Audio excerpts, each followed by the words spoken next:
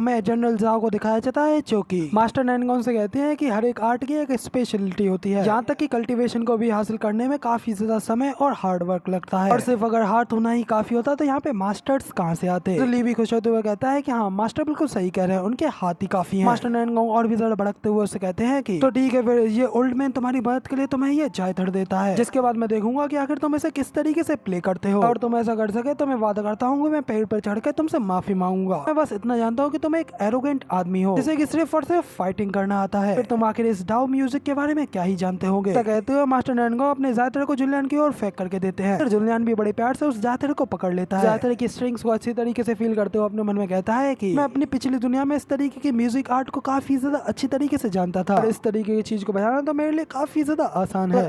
मेरी cheat skill की मदद से मैं इसे डिवाइन लेवल तक बढ़ा सकता हूँ। सिस्टम से डिंग करते हुए बताया जाता है कि जुलियन की बेसिक लेवल स्किल्स को लेवल अप करके उसे मास्टरफुल से भी ऊपर परफेक्टेड कर दिया गया है। उसकी म्यूजिक मास्टरी का लेवल परफेक्ट लेवल पर है। फिर जुलियन सिस्टम से मास्टर नैनगॉन के स्किल लेवल के बारे में पूछता है। जुलियन को बताता है कि मास्टर नैनगॉन अभी सिर्फ अडेप्ट लेवल पर है। साथ ही मास्टर नैनगॉन फिर जुलियन से कहते हैं कि अब इस तरीके से टाइम की ओर देखना बंद करो और जल्दी से शुरू करो। तो अब क्राउन पे से भी थोड़ा गड़वाते हुए कहता है कि लगता है कि इस बार ये जुलियन थोड़ा शर्मिंदा होने वाले हैं, इस वजह से शायद मास्टर नैनगॉन की भी लाइफ खतरे में फंस जाएगी। हमें जुलियन की ओर दिखाया जाता है जो कि अब म्यूजिक बजाना स्टार्ट कर चुका होता है। मास्टर नैनगॉन के लेवल के बारे में जानकारी मिलने के बाद में वो अपने मन में कहता है कि क्या बस सिर्फ और सिर्फ अडेप्ट लेवल पर ही तुम मेरे स्पिरिचियस मास्टरपीस रूल द वर्ल्ड के विटनेस बनो। साथ ही फिर जुलियन जैसे ही उस जायथर को बजाना स्टार्ट करता है इतनी ज्यादा पावरफुल गोल्डन कलर की हेवनली वेव्स निकलती हैं कि वो जायथर से निकलते ही चारों ओर घूमने लगती हैं। गदाधर होंग भी काफी ज्यादा शॉक होते हुए कहता है कि ये साउंड आखिर ये कैसे पॉसिबल हो सकता है, ये बंदा इस तरीके के मेलोडी डिवाइन साउंड को कैसे निकाल सकता है। कहीं में इसकी स्किल्स तो कितनी ज्यादा हायर लेवल की हैं, जहाँ तक ये पूरे को पूरे सेंट्रल रीजन में भी कोई इसका मुकाबला नहीं कर सकता। साथ ही हमें मास्टर नैनगॉन को भी दिखाया जाता है और उनका तो सॉन्ग को सुनने के बाद में इस तरीके का होता है कि उनका मुंह खुला का खुला रह जाता है। हैरान होते हुए कहते हैं कि ये म्यूजिक आखिर ये कैसे पॉसिबल हो सकता है। ली तो जुलियन के साउंड को सुन करके काफी ज्यादा एक्साइटेड होते हुए कहता है ये क्लियरली तौर पर फील कर पा रहा हूँ, अच्छी तरीके से इस मेलोडी म्यूजिक के साउंड के अंदर हिडन डाउ को फील कर पा रहा हूँ। इसे सुनकर के तो मेरा खून खोल रहा है, मुझे ऐसा लग रहा है कि मेरा दिल बस फटने ही वाला है। साथ ही फिर जुलियन जैसे ही प्रॉपर्ली अपने म्यूजिक को स्टार्ट करने लगता है इसे उस जायथर की धुनों को बजाने लगता है। उस म्यूजिक से निकल रही प्रोफाउंड डाउ की मदद से के अंदर इतनी तेजी से स्पिरिचुअल पावर बढ़ने लगती है जिसकी वजह से तेजी से वहाँ पे बैठा बैठा ब्रेक थ्रू करने लगता है। मिड ग्रेड असेंशन, फिर लेट स्टेज और फिर पीक, जिसके साथ ही वो अपनी परफेक्ट स्टेज पर ब्रेक थ्रू कर लेता है और यहाँ तक कि साथ ही ली का भी ब्रेक थ्रू होने स्टार्ट हो जाते हैं। उसके बाद ली भी सोल इंटीग्रेशन से सीधा ग्रेट असेंशन रियल में ब्रेक थ्रू कर लेता है और जुलियन के म्यूजिक से निकल रही वो ताओ की पावर यहाँ भी नहीं रुकती और वो इसी के साथ में पूरे महल को कवर कर लेती है। जुलियन के अंदर से भी निकल रही इन पावर्स को फील करते हुए क्राउन प्रिंस भी काफी ज्यादा हैरान होते हुए कहता है कि ये क्या मिड रेवोल्यूशन स्टेज, ये जुलियन सिर्फ ग्रेट असेंशन एक्सपर्ट नहीं है, वो तो यहाँ तक कि एक पैसिडो इमोर्टल है। साथ ही हमें जुलियन के उस जायथर से निकलने उन वेव्स को दिखाया जाता है। महल से बाहर निकलने के बाद में पूरे किंगडम में भी फैलने लगती हैं। किंगडम में जिस भी कायल सोल्जर से वो पार होते हुए जाती हैं तो मेलोडियस साउंड वेव्स उनको हाथ के हाथ हिल भी करती जाती हैं। तो वो देख करके तो वो सभी सोल्जर्स भी हैरान होते हुए कहते हैं कि लोग यहाँ तक कि हिल नहीं हो रहे बल्कि हमारा ब्रेक थ्रू भी हो रहा है। इसके साथ ही वो सभी लोग भी सोल ट्रांसफॉर्मेशन रियल्म में ब्रेक थ्रू कर लेते हैं और कहते हैं कि लगता है कि हमारे ग्रेट जाओ के ऊपर हेवेंस की ब्लेसिंग मिल रही है। उसी के साथ में हमें ग्रेट जाओ कैपिटल के बाहर का सीन दिखाया जाता है कि बाहर गोस्ट किंग अपनी पूरी आर्मी को लेकर के हमला करने के लिए आ गया होता है और अपने सोल्जर से कहता है कि आज के दिन हम सभी गोस्ट सोल्जर इस ग्रेट जाओ में खून की नदियां बहा देंगे। साथ ही फिर वो जैसे ही अपने सभी सोल्जर्स को हमले के लिए आगे भेजने लगता है ऐसे ही जुलियन के म्यूजिक की वो डिवाइन वेव्स बाहर भी आने लगती हैं। गोल्डन वेव्स को देख करके तो वो गोस्ट सोल्जर्स भी काफी ज्यादा हैरान हो जाते हैं। गोस्ट किंग से कहते हैं कि किंग जरा देखिए कि आखिर वो क्या है। तभी जैसे ही जुलियन की वो वेव्स उन गोस्ट सोल्जर्स से टकराती हैं, सभी के सभी सोल्जर्स उन वेव्स से टकरा कर वहीं पे जल करके मरने लगते हैं और चिल्लाते हुए गोस्ट किंग से कहते हैं किंग हमारी मदद कीजिए। सब होते हुए देख करके तो गोस्ट किंग भी घबराते हुए कहता है कि कौन है जो कि इस तरीके का अटैक कर रहा है, अगर हिम्मत है तो मेरे सामने आओ। मगर इसके साथ ही हमें दिखाया जाता है कि गोस्ट किंग की वो सारी की सारी आर्मी वहीं पे डिस्ट्रॉय हो चुकी होती है। सभी गोस्ट सोल्जर्स या तो मर गए होते हैं या फिर घायल पड़े होते हैं। तो अपने किंग से कहते हैं किंग हमें वापस जाना चाहिए, ताकि कि उन ह्यूमंस के पास में सच में एक टेरिफाइंग एक्सपर्ट है। मगर इधर गोस्ट किंग तो अब काफी ज्यादा गुस्से में आ गया होता है। गुस्से में अपने किलिंग इंटेंट को अनलिस्ट करते हुए कहता है कि नहीं मैं ऐसा बिल्कुल नहीं करूंगा और आखिर कौन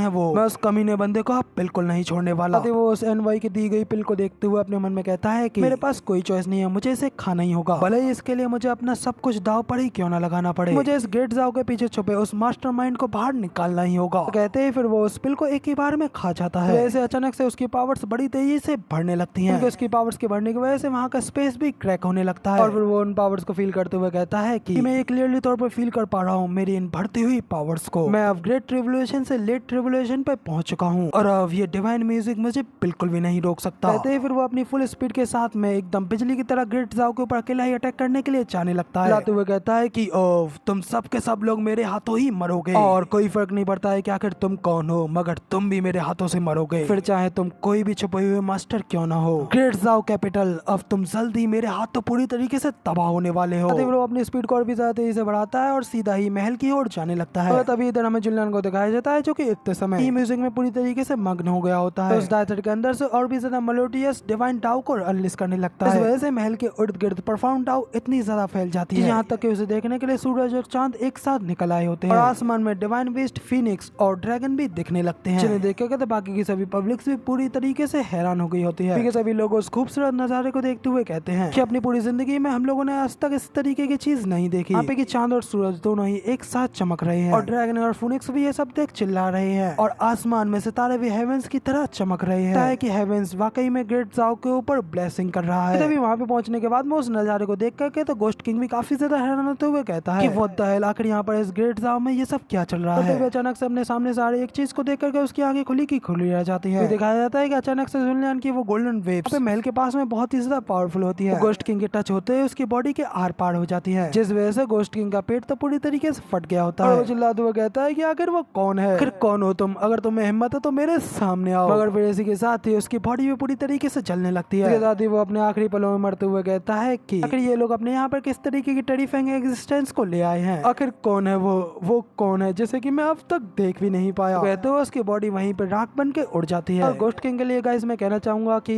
तू क्या गुंडा बनेगा रे। साथ ही हमें वापस से अंदर का सीन दिखाया जाता है जहाँ पे जुलियन ने अपना म्यूजिक कंप्लीट कर लिया होता है और अभी हमें अरे हीरो को यहाँ पे पता भी नहीं है कि उसने अपने पावरफुल म्यूजिक के साथ में गोस्ट किंग के साथ साथ उसकी पूरी आर्मी को ही खत्म कर दिया है। सिर्फ वहाँ पे सभी लोगों से पूछता है कि बताओ आखिर मेरा ये रूल द वर्ल्ड म्यूजिक कैसा लगा। वो आगे कुछ कह ही पाता उससे पहले सिस्टम की तरफ से नोटिफिकेशन आने लगते हैं। उसे बताया जाता है कि कांग्रेचुलेशन होस्ट, आपने गोस्ट आर्मी को पूरी तरीके से खत्म कर दिया है, इसलिए आपको रिवॉर्ड के तौर पर 5 एलिमेंट्री स्पिरिचुअल रूट्स मिलती हैं, जिसमें गोल्ड, वुड, वाटर, फायर, अर्थ की पावर्स हैं। सुनकर के तो हमारा जुलियन भी हैरान होते हुए सिस्टम से अपने मन में पूछता है कि सिस्टम क्या तुम पक्का श्योर हो कि तुम्हारे अंदर कोई बग नहीं आया, बताओ कि अगर मैंने कब सारी की सारी गोस्ट आर्मी को कुचल डाला। उससे कहता है कि होस्ट आपका ये सिस्टम एकदम प्रोफेशनल है, इसके ऊपर विश्वास करें, आपने सिर्फ अपने म्यूजिक की मदद से ही कई सारी की सारी गोस्ट आर्मी को इनहेलिटेट कर दिया है। जुलियन कहता है कि ओ तब मैं सुना ये तो बिल्कुल भी बुरा नहीं है और ये रिवॉर्ड 5 एलिमेंट्री रूट्स काफी ज्यादा परफेक्ट है, 5 फोल्ड रीइंकार्नेशन इनहेलेशन टेक्निक के लिए काफी अच्छा रहेगा। साथ ही फिर हमें जिया को दिखाया जाता है जो कि खुश होते हुए जुलियन से कहती है कि सर आपका साउंड तो वाकई में बेहद ही ज्यादा अमेजिंग था। जुलियन कहता है कि मैंने तुमसे पहले ही कहा था म्यूजिक के लिए तो मेरे हाथ ही काफी हैं। बताओ मास्टर नैनगोंग आखिर आपको मेरा ये म्यूजिक कैसा लगा। इस पर नैनगोंग तो सीधा अपने घुटनों पर आ चुका होता है। जुलियन के इतने ज्यादा मेलोडियस म्यूजिक को सुनने के बाद में वो रोते हुए जुलियन से कहता है कि सीनियर आपने बिल्कुल सच कहा था, ये तो एक डिवाइन म्यूजिक था, शब्दों से पढ़े इस दुनिया के बाहर का म्यूजिक था, मैं बेवकूफ था, यहाँ तक कि मैंने आपकी इंसल्ट भी की। ये सब कहते हुए नैनगोंग दुखी हो ही रहा होता है। क्राउन प्रिंस भी उसकी मदद के लिए उसकी उड़ाने लगता है, मगर तभी नैनगोंग उसे रोकते हुए कहता है कि नहीं, मैं तो एक मास्टर के टाइटल के लायक भी नहीं हूँ। सीनियर आप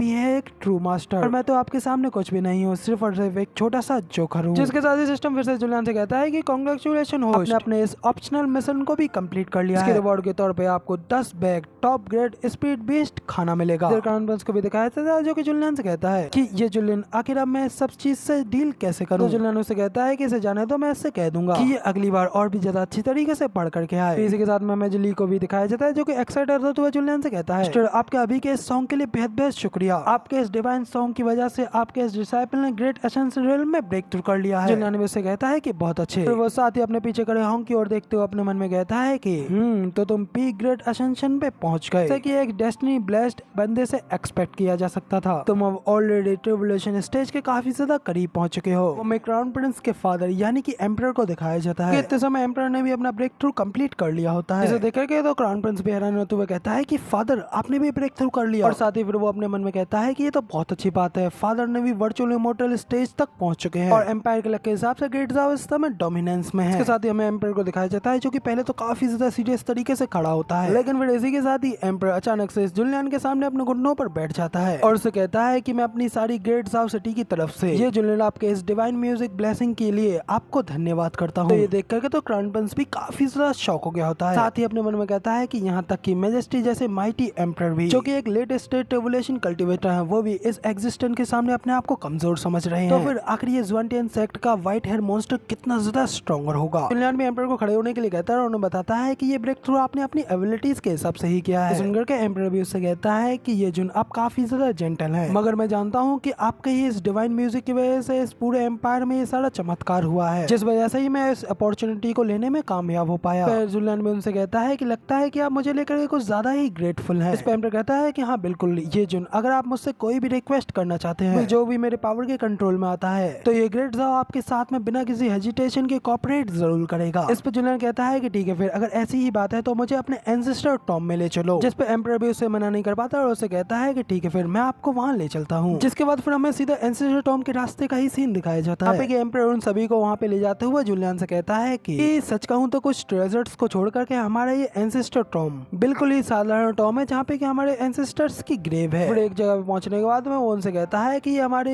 टॉम के एंड है। जिस पे जुलियन भी कहता है कि इसमें तो कोई भी अनयूजुअल चीज नहीं है। लेकिन फिर इसी के साथ ही होंग जैसे ही वहाँ पे अपनी पावर्स का इस्तेमाल करता है तभी अचानक से वहाँ पे एक और सीक्रेट दरवाजा अपीयर हो जाता है जो कि जंजीरों में बंद होता है और उसके अंदर से काफी ज्यादा भयानक डिमोनिक एनर्जी रिलीज हो रही होती है। देख करके तो एम्परर भी काफी ज्यादा हैरान होते हुए कहता है कि आखिर ये क्या है, आखिर हमारे एंसेस्टर की टॉम में ये इस तरीके की चीज कैसे हो सकती है, और यहाँ तक एक एम्परर होते हुए मुझे इसके बारे में पता नहीं। फिर जिया भी इस दरवाजे को छूते हुए कहती है कि आखिर ये कितना ज्यादा प्यारा दरवाजा है, मगर ये थोड़ा अजीब है, मैं इसको छू नहीं पा रही, बिल्कुल एक फैंटम की तरह। इस पे जुलियन अपने मन में कहता है कि नहीं, ये बिल्कुल रियल है और ये बस अभी ऐसा इसलिए है क्योंकि ये अभी पूरी तरीके से इस फिजिकल वर्ल्ड में नहीं आ पाया है। इसे एक्टिवेट करने के लिए जरूर ही कोई ना कोई कीमत तो चुकानी होगी। इसके बाद फिर जुलियन एम्परर ज़ाओ से पूछता है कि एम्परर ज़ाओ मुझे बताएं कि आखिर आपकी ये डायनेस्टी कब से एग्जिस्ट कर रही है। एम्परर उसके रिप्लाई में बताता है कि हमारी ये डायनेस्टी कम से कम 1.2 मिलियन साल पुरानी है और उन कुछ पुरानी एंशिएंट सर्वाइविंग डायनेस्टीज में से एक है। जुलियन पूछता है कि क्या ग्रेट ज़ाओ से पहले और भी कई किंगडम्स थे, तो इस पे एम्परर बताता है कि रिकॉर्ड्स के हिसाब से दर्जनों थे और शायद उससे भी ज्यादा, क्योंकि उस टाइम पर कईयों का तो पता भी नहीं चल पाया। तो इसके बारे में सोचते हुए फिर जुलियन अपने मन में कहता है कि जैसा कि कहा गया है फेंगशिंग सेक्ट की उत्पत्ति का पता लगाने के लिए लगता है कि इससे भी ज्यादा पुराने टाइम में वापस जाना होगा, शायद कभी इसके बारे में भी रिकॉर्ड्स में कहीं लिखा होगा, लेकिन इतने लंबे समय की उथल पुथल की वजह से ये उन हिस्ट्री की धूल में ही दफन हो चुका है। लेकिन जहाँ तक एंशिएंट लैंड की बात है तो ये संयोग से इसी लैंड पे स्टेब्लिश्ड हुई, तक ग्रेट ज़ाओ के बाकी के सभी एम्पर्स भी युगों युगों तक इसके बारे में नहीं जान पाए और केवल यही सोचते रहे कि यहाँ फेंग सुई है। फिर जुलियन होंग से कहता है कि लिटिल रेड, क्योंकि तुमने इस गेट को ट्रिगर किया है तो बताओ क्या तुम्हें कुछ इसके बारे में पता है। इस पे होंग कहता है कि जो कुछ भी मैं जानता हूँ वो सिर्फ एक अफवाह है, वास्तविक कुछ भी नहीं है। जुलियन कहता है कि फिर मुझे उसके बारे में ही बताओ। इस पे होंग कहता है कि ऐसा कहा जाता है कि बहुत समय पहले इस कुंगलुंग रिल्म में अनगिनत ट्रांसमिशन गेट हुआ करते थे जो कि दूसरे ग्रेटर यूनिवर्स में जाने के पैसेज हुआ करते थे, लेकिन तब कुछ बड़ा हुआ और सभी सेजेस ने मिल करके उन सभी पोर्टल्स को सील्ड कर दिया, वो हमेशा के लिए बाहरी दुनिया से लॉक कर दिया। तो इधर होंग की ये सारी बातें सुनकर तो लीवी कहता है कि फिर तो ये गेट भी जरूरी उन्हीं एंशिएंट पैसेज गेटों में से ही एक होगा। इस पर क्राउन प्रिंस भी कहता है कि हाँ, जब मैं बच्चा था तब मैंने सुना था कि सिर्फ कुंगलुंगी एक ऐसा प्लेनेट नहीं है जिसके ऊपर इस तरीके की मैसिव कल्टीवेशन होती है, बल्कि इस तरीके के कई अनगिनत प्लैनेट्स हैं जो कि इस यूनिवर्स में बिखरे हुए हैं। एम्परर भी कहता है कि हाँ, पास्ट में कल्टीवेटर्स फ्रीली इधर उधर आया करते थे, जैसे ही कल्टीवेटर्स नेशन सोल रेल में पहुंच जाया करते थे ऐसे ही वो फ्रीली कुंगलुंग रेल से बाहर जा पाया करते थे और बाकी के यूनिवर्सों में घूमा करते थे। मगर लेकिन किसी एक अननोन पॉइंट पर एक इनविजिबल फोर्स ने कुंगलुंग रेल में इस चीज को रोक दिया। उसने बाकी दुनिया में जाने वाले सभी रास्तों को सील कर दिया और फिर सभी लोग इसी दुनिया में ही रहने लगे जब तक कि वो मर न चाहते। और इस रिस्ट्रिक्शन को तोड़ने का सिर्फ एक ही रास्ता था, वो ये है कि इसे तोड़ने के लिए हमें एक ट्रू इमोर्टल बनना पड़ता है और फिर नेचर व्यवस्थाओं के अनुसार सिर्फ एक ट्रू इमोर्टल ही इमोर्टल रेलम को पार करके बाकी की अंतरिक्ष यात्रा पर जाने के लिए क्वालिफाइड हो सकता है। इस पर तो क्राउन प्रिंस भी अपने फादर से कहता है कि क्या इसका मतलब तो इस स्टारगेट की वजह से हमारा ग्रेट ज़ाओ बड़ी आसानी से बाकी के स्टार्स पर जा सकता है और इस वजह से तो हम इस कुंगलुंग में अपनी टेरिटरी को काफी ज्यादा एक्सपेंड कर पाएंगे। तो एम्परर भी कहता है कि हाँ, बिल्कुल सही, तुम्हारे फादर के ब्रेक थ्रू करने के बाद में अब हमारा ये एम्पायर हर जगह पर डोमिनेंस करेगा। तो ये बात सुनकर तो जुलियन उन लोगों से कहता है कि बेवकूफो, आखिर तुम किस तरीके के सपने देख रहे हो। इस पर तो वो दोनों लोग भी घबराते उससे पूछते हैं कि आखिर इस सब का क्या मतलब है। जुलियन उन लोगों से कहता है कि क्या तुम इस चीज के लिए पक्का श्योर हो, इस वजह से पक्का से ग्रेट ज़ाओ एक्सपेंड कर पाएगा, और क्या हो अगर इसकी वजह से आपके ऊपर उल्टा ही आक्रमण किया जाए, क्योंकि अगर ये गेट इतना ही ज्यादा फायदेमंद होता तो फिर आखिर सेज ने इसे सील ही क्यों किया होता। तुम तो यहाँ तक कि इस बारे में भी पता नहीं लगा पाए कि आखिर तुम्हारी टॉम के ऊपर हमला क्यों हो रहा है और तुम लोग अभी से यहाँ पर इतना बड़ा सपना देख रहे हो। किंग भी कहता है कि हाँ, ये जुन आपकी वार्निंग बिल्कुल सच है, लगता है कि हम लोग अभी कुछ ज्यादा ही एरोगेंट हो गए थे। तो जुलियन उनसे आगे कहता है कि इसके अलावा तुम ये भी नहीं जानते हो कि आखिर इस गेट को एक्टिवेट कल्टीवेट कैसे किया जाता है। एम्परर और उसका बेटा दोनों इस जो खाते हुए बिल्कुल शांत हो जाते हैं। तो फिर जुलियन उनसे कहता है कि चलो ठीक है, भूल जाओ उसे, और अब बस ये याद रखना कि अगर तुम्हें अपना अच्छा फ्यूचर देखना है तुम्हें इस चीज को अब अच्छे से गार्ड करना होगा। एम्परर और क्राउन प्रिंस भी जुलियन की इस बात को मान जाते हैं। तो अब इसके बाद फिर जुलियन अपने सभी डिसाइबल्स के साथ में वहाँ से जाने लगता है। तो ली भी वहाँ से जाते हुए जुलियन से कहता है कि मास्टर, जैसा कि आपने कहा, अगर ऐसी बात है फिर तो मिंग युआन के डार्क बीस्ट तो वाकई में कुंगलुंग के गद्दार हुए। तो इस पे जुलियन कहता है कि उन लोगों ने अपनी सोल को अपनी इच्छा से उन विदेशियों को बेच दिया, लेकिन उससे भी ज्यादा इंटरेस्टिंग तो ये है पहले कुंगलुंग में वाकई में क्या हुआ होगा,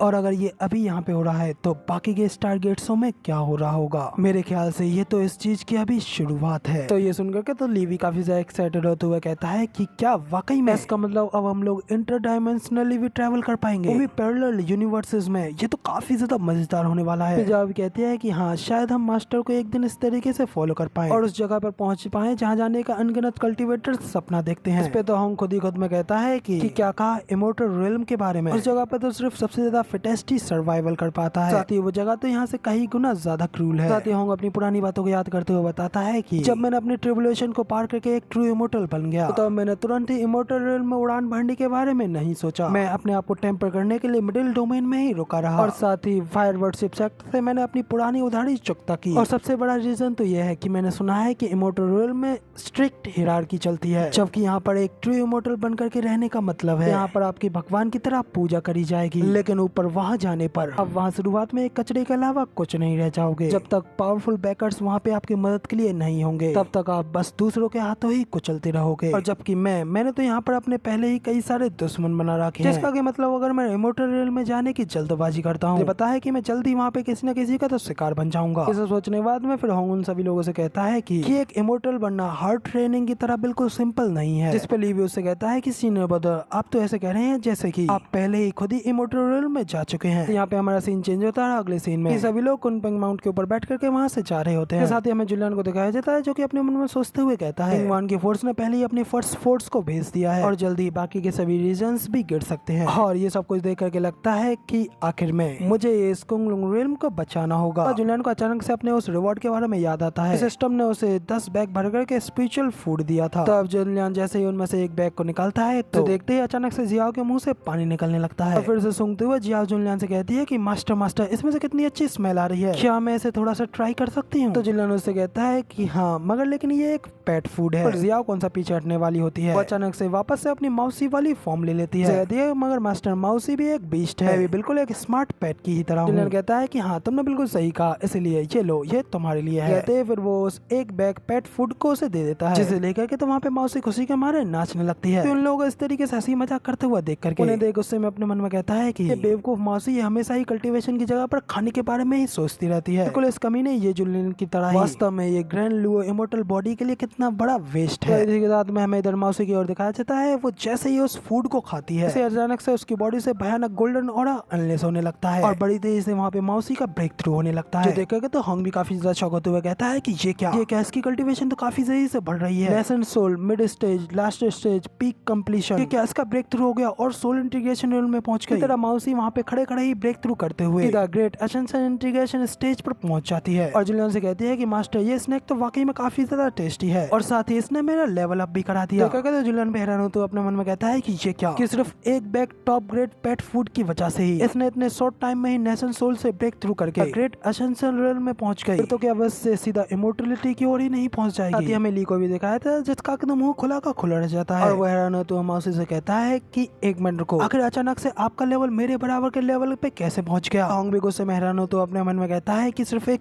स्नैक की वजह से ही। सीरियसली आखिर ये जुलियन के पास में किस तरीके के हिडन ट्रेजर छुपे हुए हैं। जुलियन तो मस्त माउसी को सहलाते हुए उससे कहता है कि माउसी हमें और भी ये पेट फूड चाहिए। माउसी भी कहती है कि हाँ मास्टर, माउसी को और भी चाहिए। फिर जुलियन माउसी को 4 बैग भर करके पेट फूड और दे देता है। साथ ही फिर वो बाकी के बचे हुए पेट फूड को निकालता है। माउंट कुनपेंग से कहता है कि आकुन, तुम भी काफी ज्यादा हार्ड वर्क करते हो, इसीलिए ये लो, ये रहा तुम्हारा रिवॉर्ड। फिर जुलियन उस फूड को कुनपेंग के मुंह में फेंक देता है। जैसे अपना मुंह खोल करके उस फूड को अपने अंदर लेता है वैसे ही उसकी बॉडी से काफी ज्यादा पावरफुल एनर्जी अनलेस होने लगती है। तो ली का मुंह और भी ज्यादा शॉक के मारा खुला का खुला रह जाता है। तो वो भी हैरान होते हुए कहता है कि ये क्या, कुनपेंग की स्ट्रेंथ भी लेवल अप होकर के अब एक ग्रेट एसेंशियल पीक पर पहुंच चुकी है। मास्टर, क्या मैं ये देख पा रहा हूँ वो वाकई में सच है क्या। जबकि इधर होंग तो और भी ज्यादा गुस्सा होते हुए अपने मन में कहता है कि ये क्या, साला मैं यहाँ पर इतनी ज्यादा मेहनत और हार्ड वर्क करके अपनी कल्टीवेशन कल्टीवेशन को बढ़ाता हूँ। ये कमीने खा कर इतने जल्दी ब्रेक थ्रू कर लेते हैं। निश्चित रूप से इस चीज की वजह से इन लोगों पर जरूर कोई ना कोई साइड इफेक्ट होगा, है ना। वैसे भी मैं इस चीज को कभी नहीं खाऊंगा। इसी के साथ में वापस से जुलियन को दिखाया जाता है जो कि माउसी को ही देख रहा होता है और मन में कहता है कि और भी 3 बैग खाने के बाद में अब की माउसी की स्टेज उस तरीके से क्रेजी तरीके से नहीं बढ़ी, बस सिर्फ छोटी मोटी स्टेज ही अपग्रेड हुई है। लगता है कि इसे दोबारा खाने पर इसका इफेक्ट ज्यादा नहीं होता है। इधर इसी के साथ में हमें होंग को दिखाया जाता है जो कि अपनी चमक भरी आंखों से पेड़ के पीछे छुप करके माउसी को ही देख रहा होता है और उससे कहता है कि माउसी इधर आओ। पर माउसी भी उसकी ओर भागते हुए कहती है कि सीनियर मुझे बुला रहे हैं। ये काफी ज्यादा रेयर बात है। रेड सीनियर, क्या आपको माउसी की किसी चीज में जरूरत है? को अपने पास में बुलाता है और उसे बेवकूफ बनाते हुए उससे कहता है कि तुमसे उन्हें स्नैक्स के बारे में कह रहा हूँ जो कि मास्टर ने तुम्हें दिए थे, वो पॉइजनस थे। तो माउसी भी उसके जाल में फंसते हुए काफी ज्यादा घबरा जाती है। साथ ही होंग से कहती है कि नहीं, ऐसा बिल्कुल भी नहीं हो सकता। मास्टर कभी भी माउसी को हार्म नहीं कर सकते। वैसे भी इसे खाने के बाद में तो माउसी की कल्टीवेशन बढ़ती है। कहता है कि हाँ, इसकी 2 साइड्स हैं, जो कि तुम्हारी कल्टीवेशन को बढ़ाएगी लेकिन दूसरी तुम्हारी मेडिटेंस को डैमेज करेगी। ये चीज तुम्हारी फाउंडेशन की कॉस्ट पर तुम्हारी ग्रोथ को बढ़ाएगी और अगर इसी तरीके से तुम इसे ज्यादा खाने लगी तो तुम जल्द ही अपने आप को मार डालोगी। माउसी उसे मना करते हुए कहती है कि नहीं नहीं, मास्टर ने माउसी को ये दिया है। माउसी को बिल्कुल भी इसमें कोई गड़बड़ी फील नहीं हो रही है। होंग उसके सिर को सहलाते हुए उससे कहता है कि ठीक है, अगर तुम्हें मुझे विश्वास नहीं हो रहा है तो फिर अब मैं तुम्हारी बॉडी को चेक करके तुम्हें बताता हूँ। साथ ही होंग जैसे ही माउसी की मेरिडियंस को चेक करने लगता है तो काफी ज्यादा शौक होते हुए अपने मन में कहता है कि ये तो इम्पॉसिबल है। इसकी मेरिडियन ना सिर्फ बिल्कुल ठीक है बल्कि ये तो पहले से भी ज्यादा स्ट्रॉन्गर हो चुकी है और इस तरीके की एनर्जी का तो हम किसी भी पिल से कंपैरिजन बिल्कुल नहीं कर सकते। इधर माउसी होंग से कहती है कि सीनियर रेड, अगर यहाँ पे अब कोई दिक्कत नहीं है तो माउसी यहाँ से जाना चाहती है। तभी होंग एक स्कैरी लुक के साथ तुम्हें माउसी से कहता है इस स्नैक के बैग को मुझे दे दो, मैं ये तुम्हारी भलाई के लिए ही कह रहा हूँ। माउसी थोड़ा घबराते हुए कहते हैं कि मगर लेकिन मास्टर ने ये मुझे दिया है। लेकिन तभी इधर होंग उससे उस स्नैक को छीन लेता है। बेचारी माउसी बस यहाँ पर रोती रह जाती है। होंग उसे चिल्लाते हुए कहता है कि शांत रहो और इस तरीके से रो मत, जाओ मास्टर के पास में जाओ और याद रखना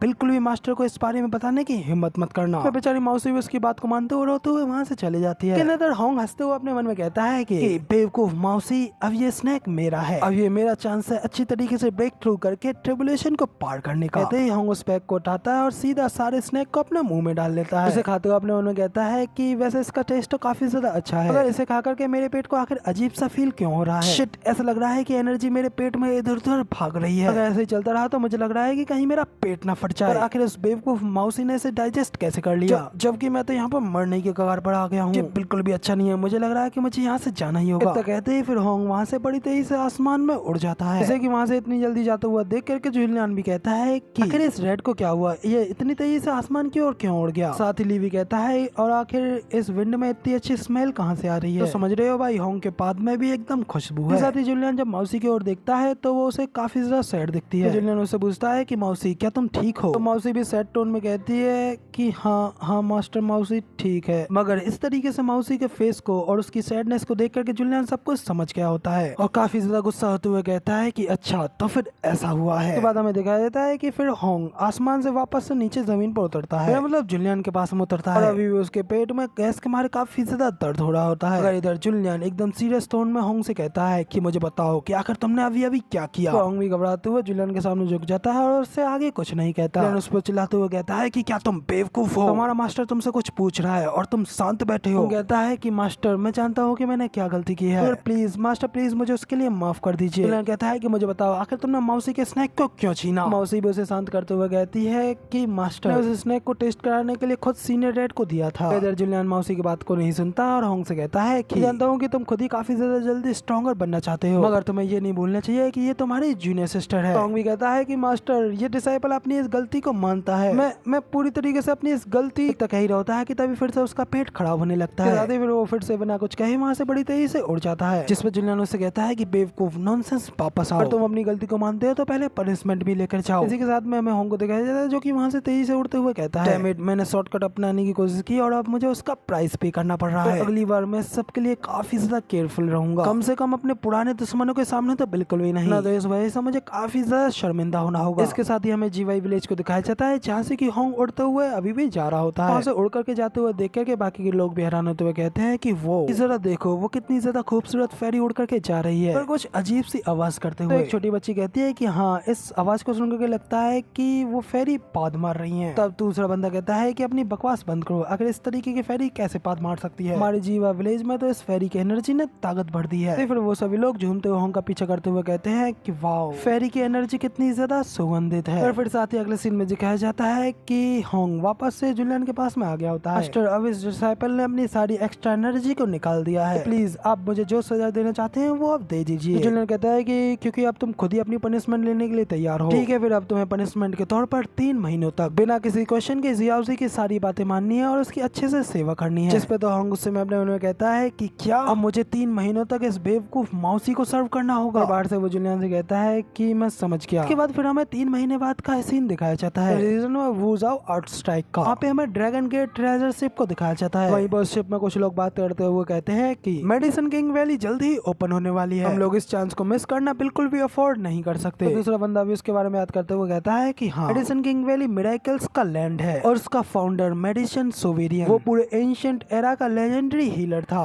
उसने अनगिनत रेयर हर्ब्स, कई सारी बड़ी बड़ी स्पिरिट गैदरिंग अरेज बिछाई ताकि वो उससे पूरे वूजाओ को एनर्जी प्राप्त कर पाए। यहाँ तक कि उसके अंदर की एक रैंडम सी जड़ी बूटी भी हमारे आउटसाइड में एक खूनी जंग भी छिड़वा सकती है। और ये वैली हमेशा 1 लाख साल में एक बार खुलती है, इसके स्लॉट ही बेहद ही ज्यादा लिमिटेड होते हैं। हम काफी ज्यादा लकी हैं जो कि हम वहाँ जा पा रहे हैं, लेकिन वहाँ का वो कंपटीशन बेहद ही ज्यादा ब्रूटल होने वाला है। सुना है कि हेवन एंड क्लास ने कई सारे नेशन सोल कल्टीवेटर्स को बुलाया है, इसलिए कोई फाउंडेशन रियल्म का तो यहाँ पे आने के बारे में सोच भी नहीं सकता। वो लोग इसी तरीके से ये सारी बातें कर रहे होते हैं कि तभी से कोई बंदा बाहर से उनके ऊपर चिल्लाते हुए उनसे कहता है कि मेरे सभी फेलो डाउस अब जल्दी से अपने सारे कीमती सामान को मुझे सौंप दो।